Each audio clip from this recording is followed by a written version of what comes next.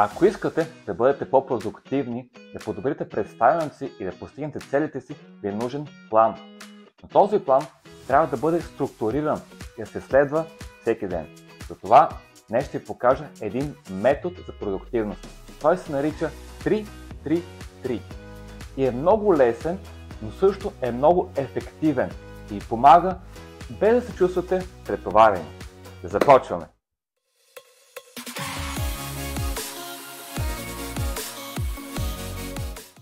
В основата си методът 3-3-3 е една елементарна, но гениална рамка за това как да разпределите деня си. Състои се от 3 основни блока. Първият блок е дълбоката работа. Работа, която е върху най-важното нещо от живота ни. Най-важният проект, върху който работите. На него отделяте 3 часа за дълбока работа. Втората част от метода са 3 по-краткосрочни задачи с продължителност между 30 и 60 минути. И третата част са 3 дейности, които ви поддържат тонизирани и вносят положителна енергия. Нека се потопим по-подробно във всяка една от тях. Както казахме, първата част е 3 часа дълбока работа върху най-важния ви проект. Това е и най-важната част от целият метод. Трябва да се потопите изцяло, да насочите цялата си когнитивна енергия към тази задача в продължение на 3 часа, без абсолютно никакви разсейвания. Този най-важен проект може да бъде всичко, което за вас лично е най-важно. Може да бъде проект в работа, в който работите, вашия бизнес или дори нещо като тялото ви, ако искате да създадете оптимално и съвършено физическо тяло. Може да бъде музика, може да бъде рисуване, може да бъде конкретен спорт. Ако желаете да станете професионален футболист, то трябва да отделяте по минимум 3 часа всеки ден. Да работите върху техниката си, да работите върху тактиката си, да работите върху техническите умения, върху издръжливостта ви. Има толкова много неща, за които трябва да отделите минимум 3 часа дневно. През тези 3 часа е критично да изключите всякакви нотификации в телефона, да се абстрахирате от всякакви разсейвания. Опитайте се да влезете във вашият флоу, във вашето състояние на максимална продуктивност и ефективност. След като сте приключили с най-важната си задача, с тези 3 часа на дълбока работа, преминавате към следващият етап от метода.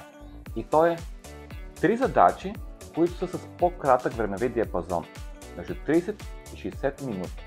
Това могат да бъдат задачи като да прегледате служебната си поща, да отговорите на имейли, да насрочите срещи в седмицата, в които трябва да се срещате с потенциални клиенти, да отидете до банката и да свършите някаква административна работа.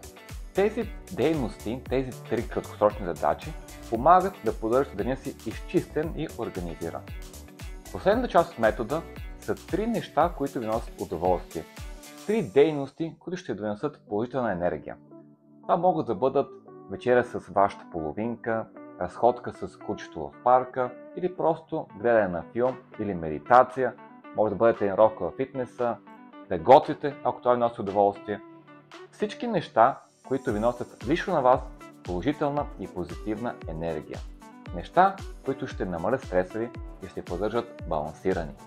Разбирам, че ако сте от хората, които постоянно гонят нови цели, ако сте от хората, които постоянно искат още и още, стремящи към поредната победа, то тази част, в която трябва да правите нещо да разпускане, нещо да развлечение, може да е малко непонятна, да не я разбирате и да я пренебрегвате често. Но ви уверявам, че имате нужда от нея. Представете си, че животът ви е като една везна.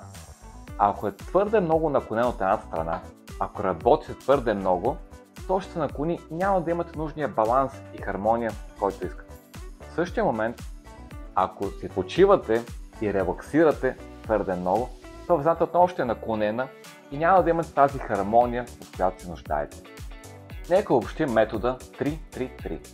Започвате с 3 часа дълбока работа върху най-важния проект. След това преминавате към 3 по-краткосрочни задачи между 30 и 60 минути и накрая завършвате с 3 дейности, които ви носят удоволствие. Това е пътя към баланса, който търсите. Към балансирания живот, към живота, в който не се чувствате претоварени постоянно, към живота, в който не си лягате и започвате да сънувате за шефа ви, за работата ви, за това, което трябва да свършите, но в същия момент не се чувствате безполезни. Не се чувствате като човек, който постоянно отлага, като човек, който постоянно се почива, като човек, който просто не е доволен и не е горд от себе си. 3-3-3 не е прост метод. То е структурата към успеха. Разликата между успешните и неуспешните хора. Представете ли си един мултимилионер или милиардер да стане и да не знае какво трябва да прави? Тези хора имат структура, имат предварителен план, в който стават и започват да го изпълняват. Събуждат се и започват да атакуват деня си. Това е основната разлика между успешните и неуспешните хора. Неуспешният човек става сутринта и тепърва започва да се чуди какво трябва да прави днес. Половината му ден минава в чудене и маене какво трябва да свърши. Докато човек с плана става, започва и действа. Най-хубавото е, че всеки може да се възползва от метода. Вече имате структурата му, остава само да го попълните.